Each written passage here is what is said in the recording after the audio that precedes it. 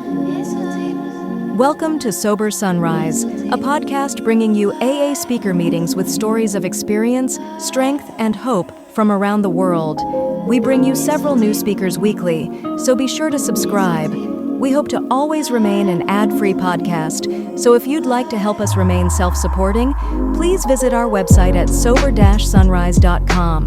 Whether you join us in the morning or at night, there's nothing better than a sober sunrise. We hope that you enjoy today's speaker.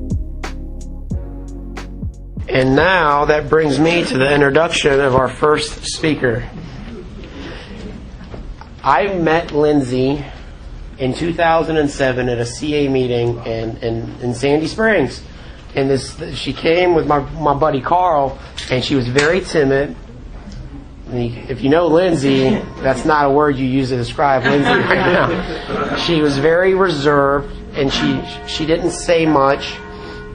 And then some time passed where I didn't see her, and then maybe Alpharetta room or somewhere, and the girl was on fire. And then I got to know her, and she's on fire for this program, and she can touch the hardcore person, but she can also touch the people that aren't hardcore like some of us are. And she's able to connect with them. She sponsors a lot of ladies. She carries this message out of this big book.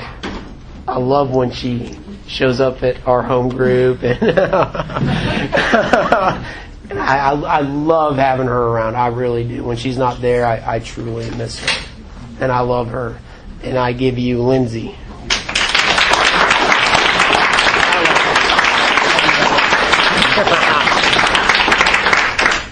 I just called him red. I'm sorry, I can't. That's just too much.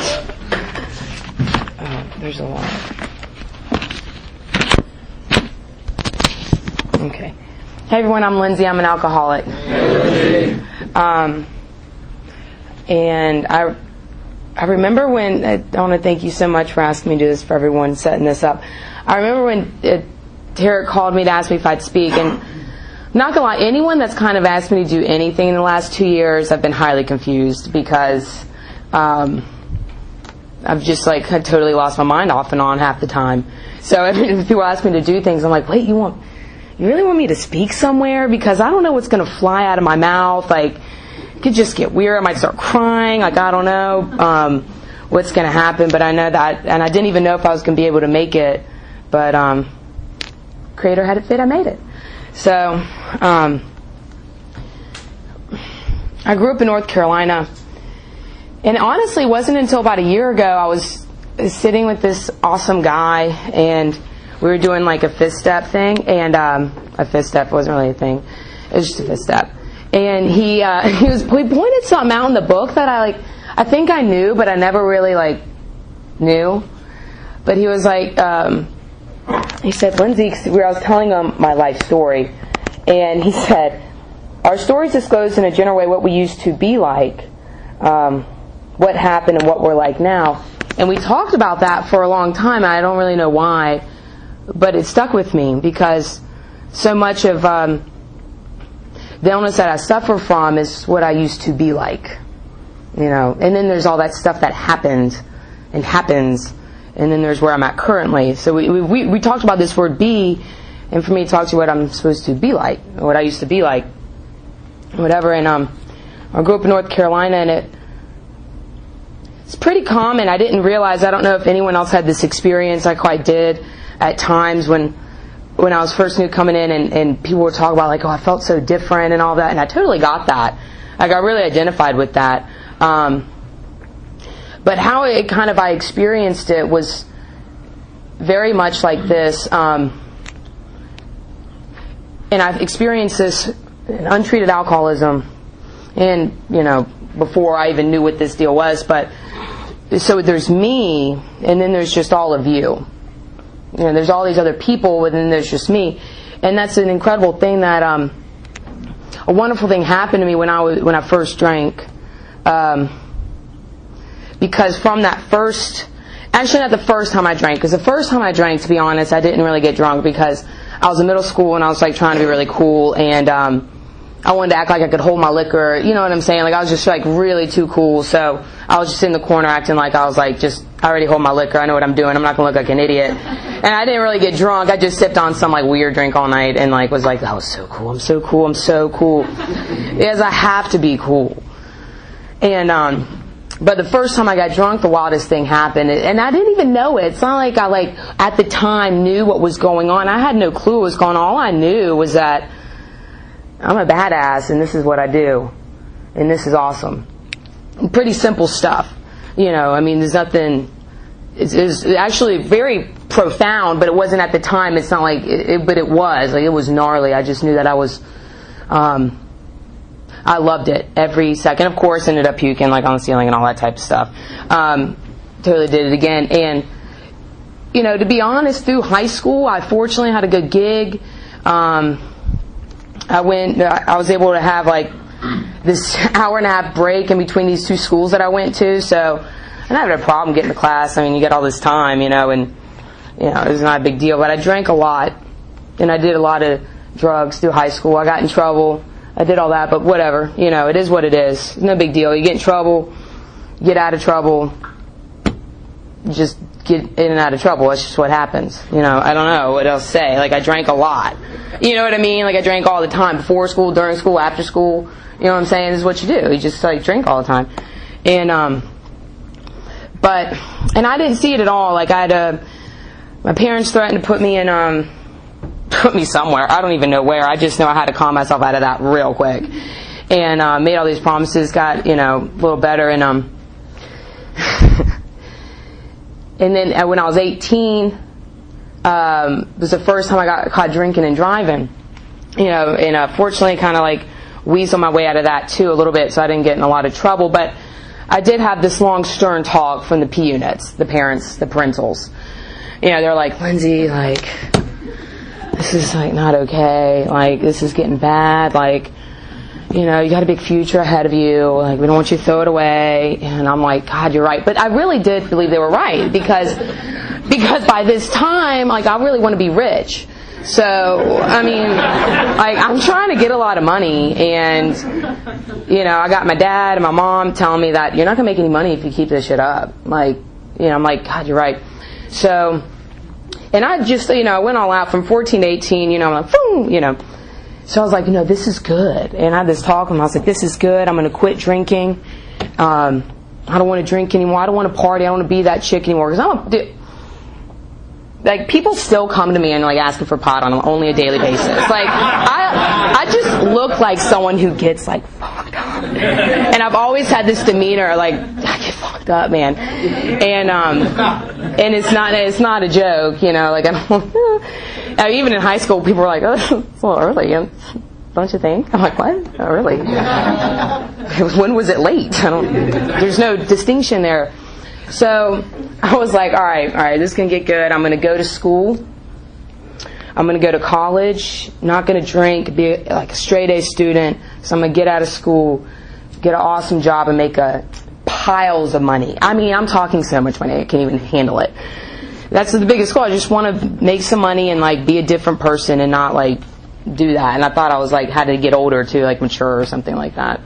So, I don't know, whatever. I mean, I believed it, though. I really did. And I went off to college, and, of course, immediately I tried hanging out with these people, like, that live on, like, the dorm. We didn't get along. I didn't know what. And I was like, But then I attracted my people. They attracted me, whatever. So I'm hanging out, and they're, like, going hard. And I was like, no, I don't drink. I quit.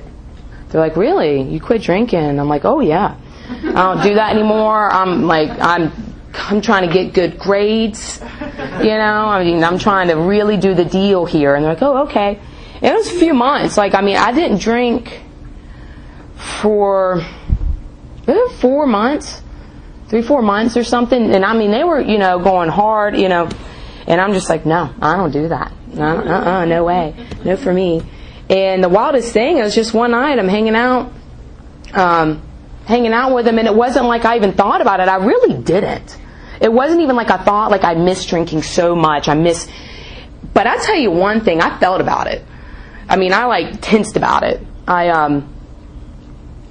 It starts to wear, you know, and I didn't know, none of this was conscious, you know what I'm saying? Like, sometimes I'll tell my story and it sounds like this was like I knew what was going on and no clue what was going on. Now I can see what was really going on a little clearer and communicate it a little bit. But I'm hanging out with everybody like a normal night, just saying no.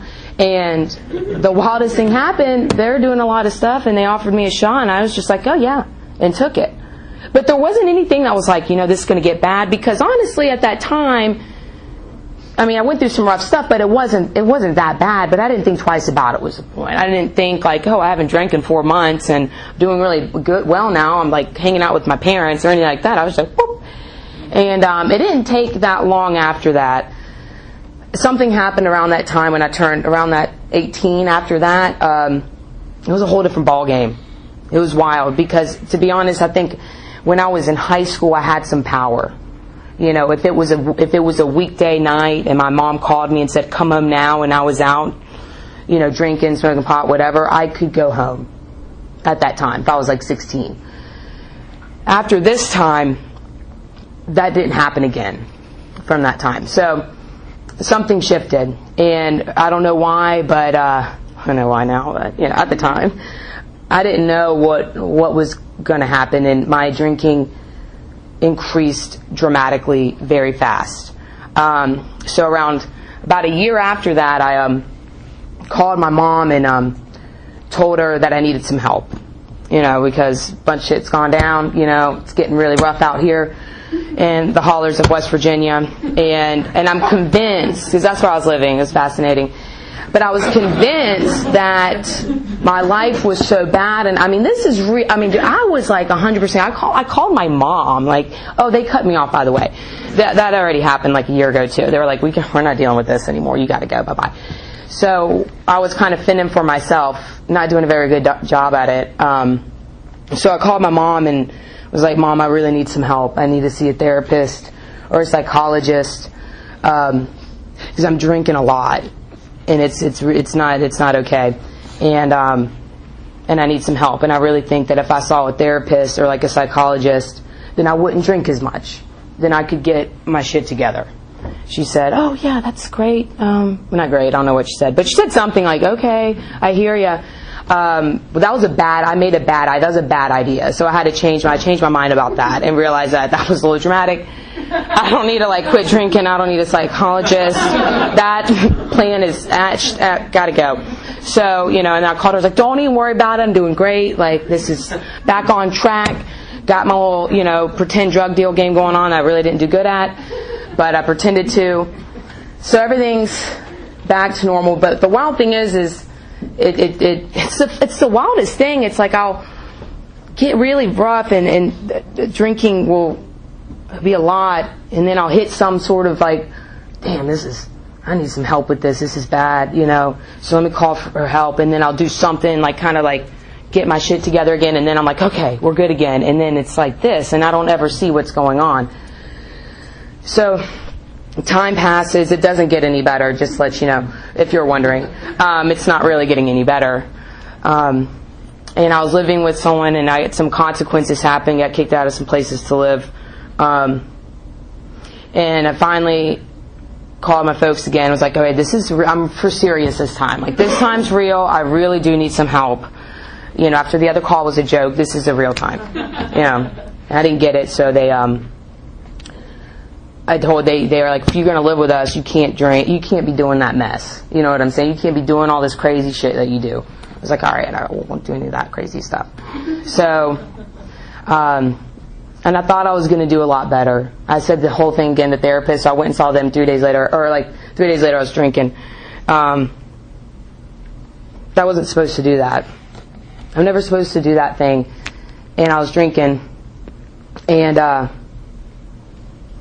thought it was going good. I really did. I really thought I was doing good. I had a good job. Thought I was getting a lot better. Found some dry goods. Evan says, oh my God. Dry goods that helped me manage all of this life and drinking. And then it happened again. It was the weirdest thing. I can't believe, 2 cars later, totaled some cars, have all these consequences, but they're slightly irrelevant. And had an intervention for my work. None of it really impacted me. In the moment, I think it did. and then I'd forget. It's the wildest thing. So baffling. And one night I was working this job. I told myself I would never drink with the people I worked with, the employees. And of course I did. Like, shocker. And we went out one night, and the intention was, by this time I made insane plans to try to keep this deal together, because I don't know what it is about me and booze, man, but when I drink, it's like 1 shot or 6 shots, I'm out. I black out. That's a problem. I mean, that's like a major problem for someone like me. It's I'm trying to like drink other things. I'm trying to get it together. It's not working very well. Issues arise. All I know is that this one night I went out, and I wasn't supposed to go out with them. You know, they're like, I never go out for drinks at noon with people I work with. I go out for drinks at noon, but not with people I work with. For some reason I said yeah, and I never forget it. I was like, I'm just going to they have like margaritas on sale. I was like, get a margarita. Then LIT sounded really nice.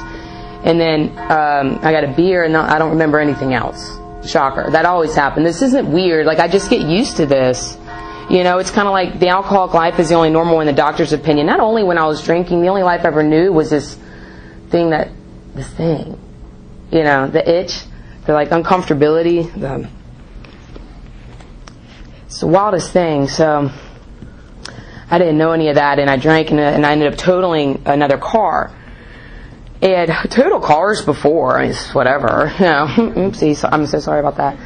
And I totaled this car, and it was the wildest thing. I asked for my mom for help again, and I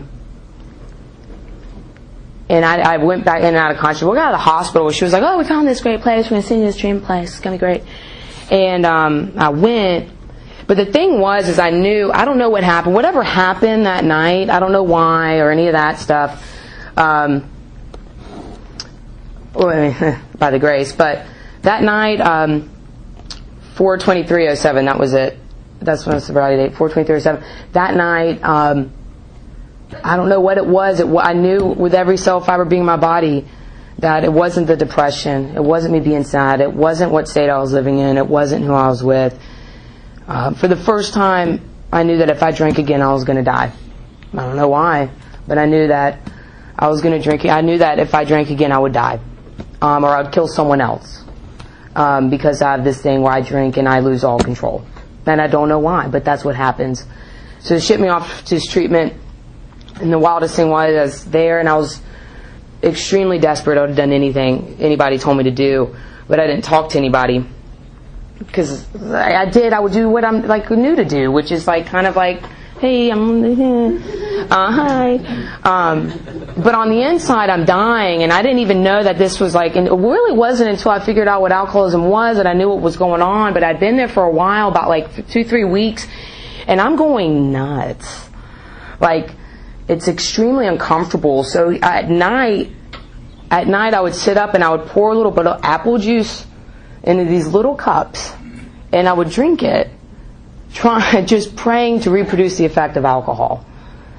You know, I would chug Red Bulls back to back in the car, and I would drink them like I drank a beer. You know, I was just, and I didn't know, I didn't tell anybody about this. I never said anything, because that's kind of fucking weird. You know, I'm literally at a kitchen table listening to some like kind of sad music, drinking sips of apple juice, pretending and really hoping and praying that the Red Bull or the apple juice is going to give me something. But I know I don't want to drink, so it's this fascinating thing where I know if I'm drinking I'm going to die, but all I want to do is drink. And thank God this woman told me to go talk, and it happened to me. It's Carl, he's here. But she said, you need to talk to this guy, Carl. And I didn't really talk to anybody or told anybody what was really going on. I'm just over here trying to get drunk off apple juice. And and the wildest thing happened is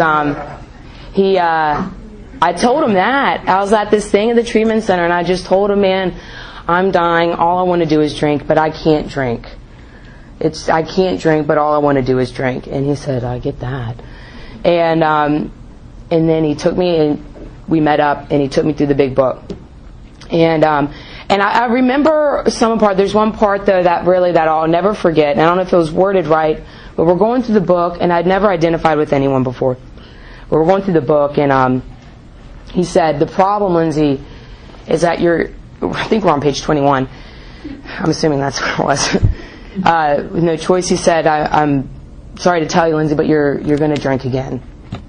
I'm like, but I was dead serious. I was like, nah, man, because I was desperate. You know what I'm saying? That kind of desperate where I'm telling people that are goofing off in outpatient to shut up. And I'm like, I'm dying over here. I'm like, a little slightly dramatic, but that's kind of how I got. Like, I was like, and he was like, but you're going to drink again.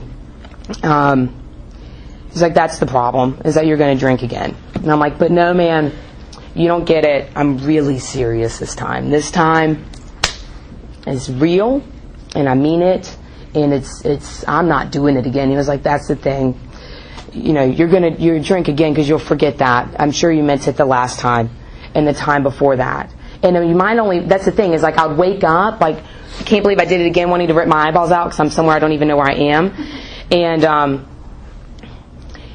in that moment, I'm like dying. I hate this. I don't ever want to do this again. And I mean, it could be like 1 second later and it's gone. It could be 2 days later, he's like, you're always going to forget. You'll always forget and you'll always drink again. And the only shot you got's God. And my experience was this. I really didn't care. That was it. I was like, all right, man. He told me to pray. And I did. Awkwardly under my covers at the halfway house because I didn't want to look like a loser. I really did. And I thought people would think I'm a weirdo. Because I thought that was weird, to pray. But I did. I really did. And it absolutely was one of the biggest shifts in my entire life. He told me the truth. And so, after that, I got really into this book. I was blown away. So I got a halfway house, got a computer and got headphones and like did research and listened to Joe and Charlie by myself and like made notes and like got really geeky. And the wildest thing happened. I didn't really have a teacher. I didn't really, it took a while to get through steps. I had a sponsor, and that took a while. But ended up, the wildest thing happened. Like, I got a little bit of time, and at the beginning, I loved being sober. You know what I mean? I really woke up. I had a really powerful experience, so I loved being sober. And then I really didn't like being sober. Because this thing would happen where I was, like, going to meetings all the time, and then I found myself, I'd go to a meeting, and sit in the meeting, and I'd leave the meeting, and just and then I'd wake up, go to work, get home, take a nap, go to a meeting, go home, go to bed, wake up, go to work, get home, take a nap, go to a meeting, go to bed, wake up, go. Someone like me, that's the work, I remember just like, I didn't understand what was going on. I mean, I'm going to my meeting. I didn't understand it, but I was going crazy. Absolutely uncomfortable. Felt like I couldn't tell anybody because people were like, "What? You shouldn't be going crazy. You're going to meetings, I'm doing the deal. Like, got sponsees. Like, should be going crazy." And I was on a roller coaster for a while. I was on that roller coaster just at the whims of whatever, One day I'm very grateful to be sober. The next day I would rather disappear. I didn't necessarily want to drink, but I'd rather just disappear into thin air so as if I never existed, so I don't have to explain or take responsibility of anything. And then another amazing thing happened. Some cool experiences, another powerful experience where I ran into Carl again. Shocker. And he was like, all right. So I think I had about 3 years or 4 years or something. I can't remember. Something right there. And there was a lot going on, man. I was thirsty for a new experience. And I'm very honored and blessed to have had a new one. And we went through together.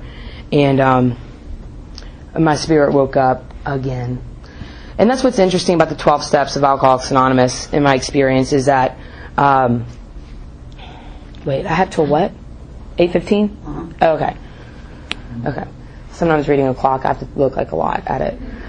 Is that I'm very blessed because, I had a very powerful first step experience. And it allowed me to be very open and took all the suggestions. And to be honest, my first rounds of amends were quite awkward because I didn't really have any guidance. But I'm the thing was I was willing as hell to do whatever it was. And when I went through this third time, I got in touch with things about myself through the process of the steps that really helped shape and evolve my relationship with my Creator. And I didn't know. The thing is, I really wasn't in touch with what I saw. I wasn't really in touch with alcoholism. I was very clear at that time that when alcohol goes in my body, because that's something I never got that. Like, well, how come when I drink, how come if I would have given you like my right leg to be able to just control the amount I took? I didn't understand why when I drank, I didn't understand what this loss of control was with this I didn't get that until I, got in the rooms. I didn't know what was going on with that. I thought I was just weird. I am weird. But it just kind of occurred to me that I am kind of weird and that we are a separate class. But I'm grateful because that experience really set me off again and to be able to be very effective for other alcoholics and other addicts and to help a lot of people. Then the wildest thing happened, life happened for a while, and I had this past few years why my Creator is so wonderful and why I sometimes don't even, it's kind of wild. But I've always had things come up, and I understand untreated alcoholism because I'll do some pretty nasty things sober, and I'll get really sad sober. And I'll get very angry and very anxious and all of these things. But nothing quite hit me as the past couple years. I had just one of those things happen, guys. My heart was just gone through a meat grinder. In fact, I remember the day, because fortunately, I've been surrounded by a lot of very, very wonderful, powerful, loving people. My Creator has seen that fit for me, and I just cannot... I'm very blessed for that, and I can't know if I'd be standing here without it, especially these past 2 years. Because around 5 years, my heart just got crumbled up, tossed around in a meat grinder, stepped all over, spit back out. And this is the wildest thing, is that the first through all of that pain, a lot of pain. In fact, the first person I think I called or texted, I think it was Scott, really in the morning, because I had a conversation with him, and he was like, well, Lindsay, you got to be bamboo, it weathers a storm. He's super loving, and I love, I love it. I was like, yeah, and I'm like, bamboo, this is I can't be bamboo anymore. Bamboo's off in the wind, gone, I'm nothing but a weed, done. And then I called Derek, and this is something that had been read and I had known really logically, and this is a huge part of it's really kind of shaped this past 2 years in good and bad, whatever you want to call it. It's not really good and bad, it's just painful or not. Is called Derek, and he said, well, if what the Big Book says is true, if the promise in the Big Book, which I've always been told that this is one of the greatest promises, all of our problems are our making, if that is true, then thank God. But this time, it really had to be true. It really had to be true. And it was the greatest gift, because I got to truly experience that, that, all the things. It's kind of comfortable. I'm all kind of comfortable, right? Imagine being comfortable and then your legs kind of get cut off, and that's not comfortable. It's kind of how it felt. I'm very uncomfortable, and the neat thing about this, it actually pushed me way harder into my relationship with God and my disciplines in 10, 11, and 12. So I did a lot of spiritual work, and then the wildest thing happened. I lost my mind. To be completely honest, it was the most painful time. I was really face to face with, what the deal is. Everything lost from me. I literally lost my mind. And one thing I'm really grateful for is that people around me just allowed me to be exactly where I was. I got to relook at my first step. Am I a real alcoholic? I got sober young. I was 21 when I got sober. Am I a real alcoholic? And thank God, a friend of mine got me in touch with someone. And I'm so grateful for that, because I don't know if anyone else would have been able to handle my ass, because I've always had a lot of willingness throughout my sobriety, and it's been a blessing. I'm gifted, I've been blessed with a lot of willingness to do a lot of work, and I always have. Very disciplined. For 2 years, I don't think I missed a beat with morning meditation, or a nightly review or morning review or anything. And with this, the thing I thought was inconceivable, I hear meetings if someone would say, every time I pray I put a spiritual penny in the piggy bank. And after this experience, I'm like, damn, I don't even get a piggy bank. It's like I lost my mind and I couldn't pray, couldn't meditate, and within 3 weeks I'm nuts. I'm talking, I can't even get up to get to work on time. I can't make it to work. Oh yeah, everything went, my life literally just started crumbling around me, and there was absolutely nothing I could do about it. And then that's when for me, my experience, it just kept on bringing me back to this first step. When I wanted to or not, it did. And I didn't know that majority of that whole entire time I've been sober, I'd been taking a lot of credit, and I never knew it. That I've been taking credit for my willingness, for the fact that I get up and I do morning meditation every day, and I get up and I do this, and I take these meetings, and I do this for people. And I would say, I guess logically, but there's something that was just an experience I had to have, And it was wonderful because I'm clear as day. There's something I'm very crystal clear about today. After all the long road of a lot of pain, a lot of suffering, because for someone like me who loves God a lot, I'm very clear of the consciousness that draws all through all of us, all this cool stuff. Someone that loves God a lot, to have that ripped away from me and not being able to snap my fingers and bring it back because I know it works and I know it's actually really powerful and I can't just make myself get back into it, is really painful. It's very painful. Because if I could, I would. So it was something I really did get really in touch with for me, that my experience is all about the grace and it's all about God. Period. My willingness to wake up in the morning, my willingness to pray during the day, my willingness to call someone else, my willingness to sit down with another alcoholic, my willingness to write inventory is 100% as a result of my Creator. And I'm grateful for every little thing, because for a long time I couldn't meditate when I wanted to. I would go past my meditation chair and be like, oh, yeah, right. And even when I'd sit down in it, there was just such resistance. There was just so much pain, resentment, fear, that my illness is rooted in all that stuff. And it came back with its head rearing. So I'm very clear today that everything, and sometimes not always, because sometimes I totally forget, don't worry. But when I'm awake to it, I'm very clear that this whole thing, me being separated from alcohol in the day that I was, me still being sober today when I really didn't want to be sober today. Trust me, my little mind, for real, it is painful. For someone like me to have conscious contact can get really painful, and then I couldn't even make myself pray. And I've never balked on inventory. I never balked on step work. I balked hard on everything, and it sucked.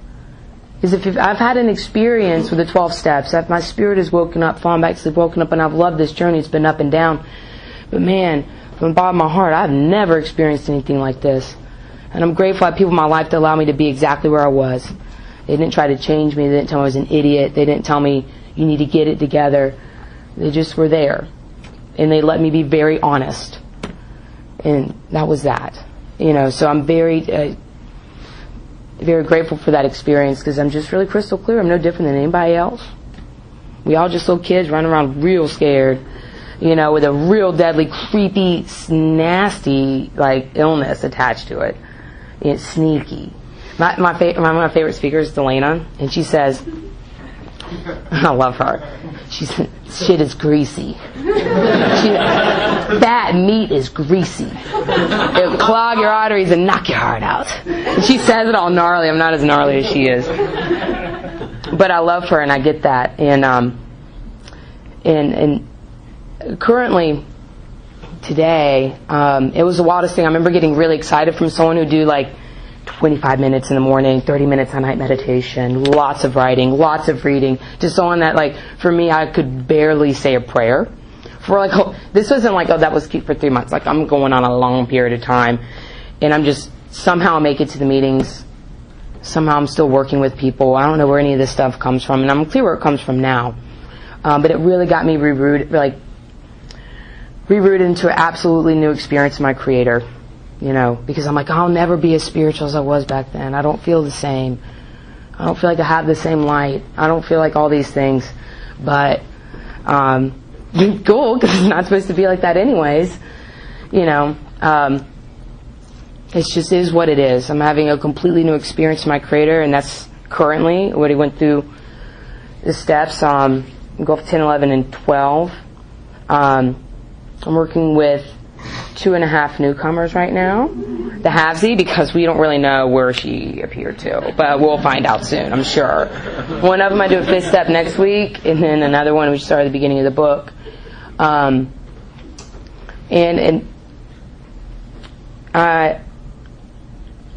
ultimately grateful that that I get to do this, because it's not this. My experience with Alcoholics Anonymous is wonderful and it's beautiful. I'm very, very free today, and I'm mostly uncomfortable a lot. And if there's one thing besides being very crystal clear that, dude, I used to get frustrated with people when they wouldn't do the work, or whatever. And it's grateful. I'm very all of this experiences has just helped me to be more effective for another alcoholic. That's it. And it's allowed me to get closer to my Creator. I believe that's just all that ever ends up happening, because I'm going to fall asleep again. I'm going to go nuts again. I'm going to lose my mind. I'm going to be very light and fun. I'm going to be very sad. All that shit's going to continue to happen. And I'm really grateful my Creator's kept me around for it. I don't really have anything pretty much that kind of simple. And that's why I'm I don't know. I don't have anything really special. I do know that I was sitting in this meeting, and it's this old guy in the back. He was, I don't even know what it was. I can't even remember. But he referenced a page in the book, and I've read it a lot since then. And it probably makes sense, but it's out of the family afterward. And it says, everybody knows those in bad health, and those who seldom play do not laugh. Okay, I'll probably should read that again. Everybody knows that those in bad health and those who seldom play do not laugh much. So let each family play together or separately as much as their circumstances warrant. We are sure God wants us to be happy, joyous, and free. We cannot subscribe to the belief that this life is a vale of tears, though it once was just that for many of us. But it is clear that we made our own misery. God didn't do it. Avoid them, the deliberate manufacture of misery. But if trouble comes, cheerfully capitalize it as an opportunity to demonstrate His omnipotence. Which is kind of funny, because someone like me laughs at crap like that, because I'll be very cynical and be like, opportunity, cheerfully, what? Cheerfully. But it's very similar to not all of our problems of our own making. And because of the 12 steps, continuing to have a relationship with my Creator, and my problems of being my own making, and directions in the big book, I'm free today. I might be uncomfortable. I'll get angry. I'll totally get resentments and be totally out there. But I'm pretty free, and I laugh a lot. If anything, through a lot of things, I always laugh, and I have a lot of fun. And even in those times where I haven't necessarily got my whole disciplines like I think they should be and what they should feel like, I know for me, laughing is wonderful.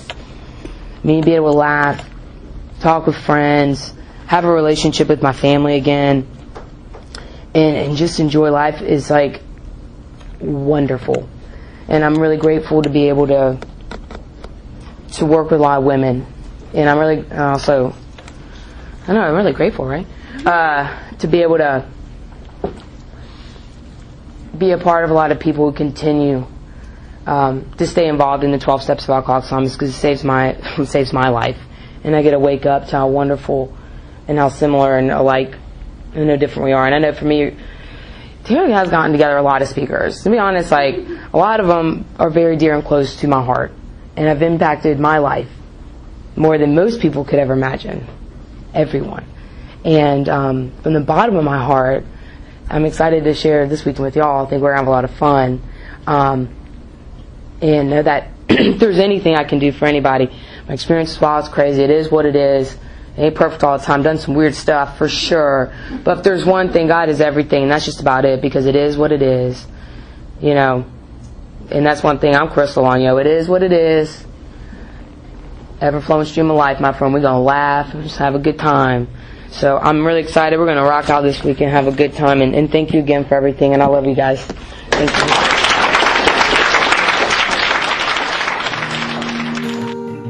Thank you for listening to Sober Sunrise. If you enjoyed today's episode, please give it a thumbs up, as it will help share the message. Until next time, have a great day.